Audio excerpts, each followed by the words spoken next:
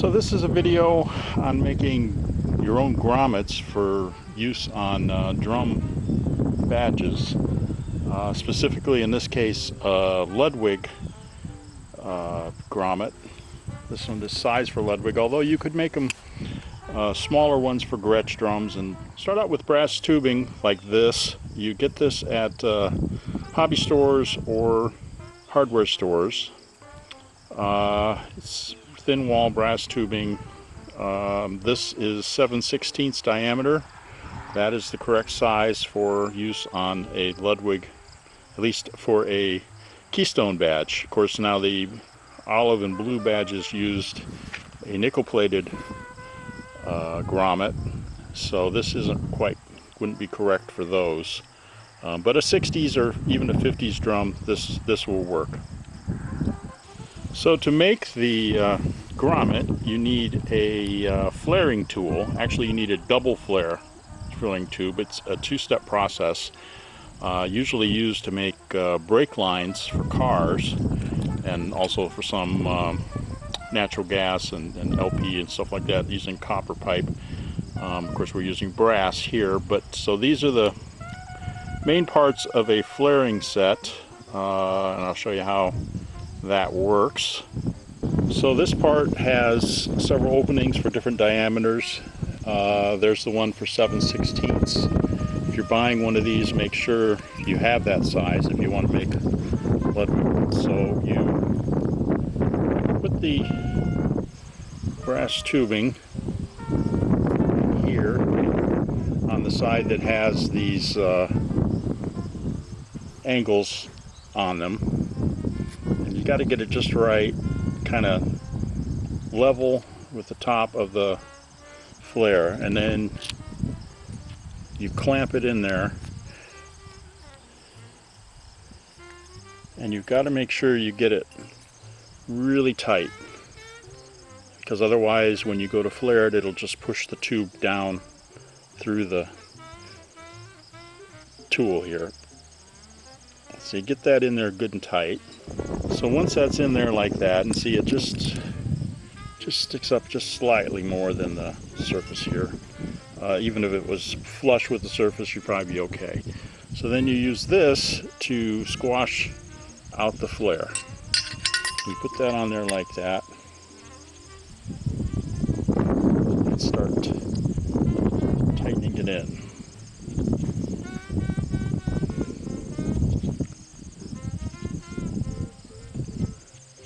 Okay, so now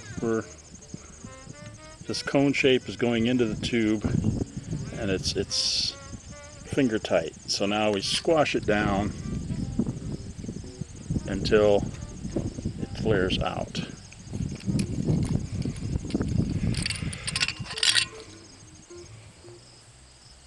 So now there's a flare in the tubing. So let's take the loosen clamp here, take our tubing out, and this is what we have. This is a single flare. So now we need to roll that over to form a double flare, which is akin to what was on the original grommets that came on Ludwig drums. So flip this around to the other side, the side that's flush. Get your tubing in there, and you want it to be just a little bit above the flat side there.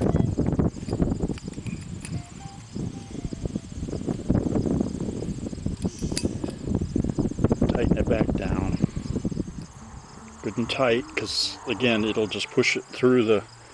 So we've got that in there, just a little bit above, and you can see the bit of a flare there. So this is the tool used to make the double flare. This is actually the 1/2 inch size. I don't have one for 7/16, but this one seems to work just fine. So you just drop that in there like that, and then take your clamp again.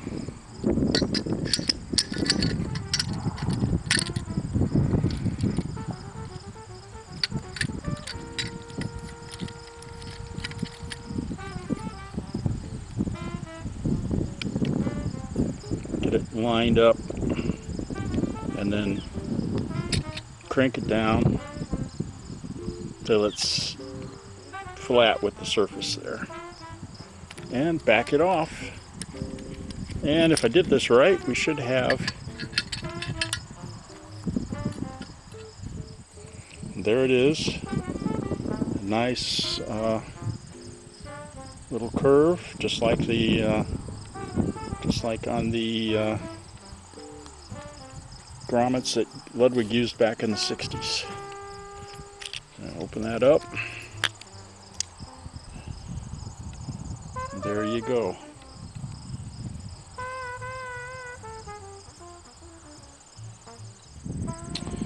So now the next thing you need to do is cut this off. So I use this little pipe cutter. I don't know, a larger one might work just as well, but this is what I use. And I'm going to put this in there and tighten this up. And I'm making it as short as I can, which is still going to be too long.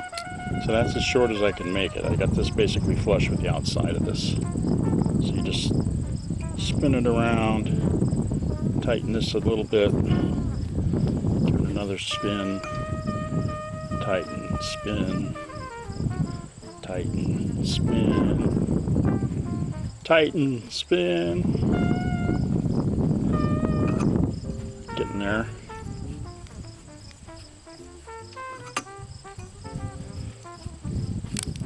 There. Makes a little clicking sound. There you go. So there is our grommet. Now the length of these is critical because you can only flare out. You don't want too much inside because it won't flare out right. And this, for a 6-ply drum, this might be just about right. It's too long for a 3-ply drum.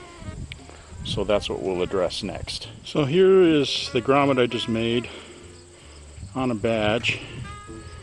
And here's the drum shell that doesn't have a badge on it. This isn't a project I'm currently working on. This is a drum I recovered, probably 25 years ago.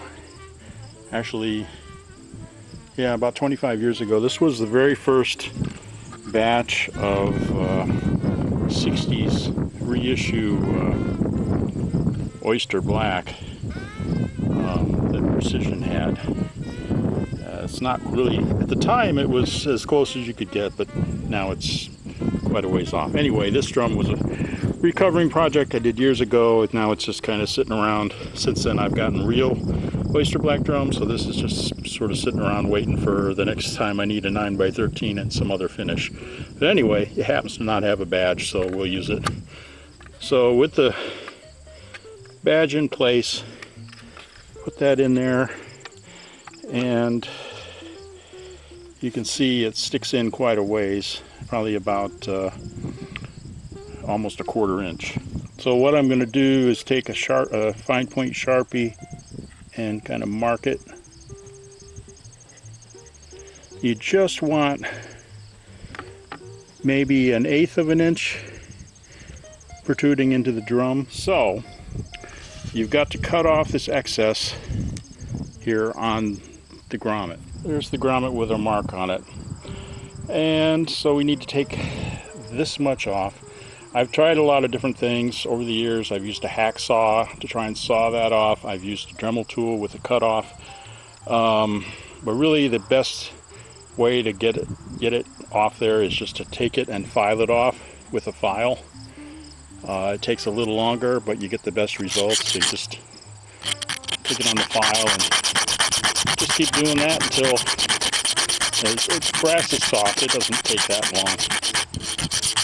Maybe 10 minutes or so. Another thing I could mention is I have made these out of aluminum tubing, 7/16. You need to get the thin wall stuff. They make two different kinds. The thick wall won't work, but the thinner wall stuff does. That makes a good grommet for Slingerland, although you can't really duplicate the larger bubble of the rim that Slingerland had, but at least the color is right with aluminum. I've used those with blue and olive badges too. It's not shiny like the nickel, but at least it is silver rather than the gold brass color. So anyway, just keep filing until you get it to the right place, and then you use your tool to install it in the drum. This is the tool I use to set the grommet into the shell. I bought this many years ago on eBay. I think it came from England, and it was not cheap. It was like 45, 50 bucks. But it has these two machine surfaces that go inside the grommet, and then when you tighten the bolt, it forces the inner flange of the grommet to go around this curved surface and flatten out against the drum shell. And that's what gives it that factory edge. This is pretty critical to getting that perfect installation. Here's the finished product on a drum. Here's an original grommet on a Ludwig drum. This is my homemade reproduction. There's the inside view of the grommet on the drum. Whatever installation tool you use, that is pretty much straightforward. Generally, you're just tightening a bolt together, and the results you get will depend on how good the tool you're using is. I found that the cheap make-it-yourself tools, I've tried several versions of that, and it did not really work to my satisfaction. I spent the money on a specially made tool that's specifically for Ludwig-sized grommets, and that's what gives me the final job, like I showed earlier, that looks factory. But anyway, this part of it you can do yourself for a lot cheaper than you can buy ready-made grommets, and 3/4 of the ones you see to buy aren't the right thing anyway. Their lip is too big, or they're just aren't right. So there it is. Make your own Ludwig grommets.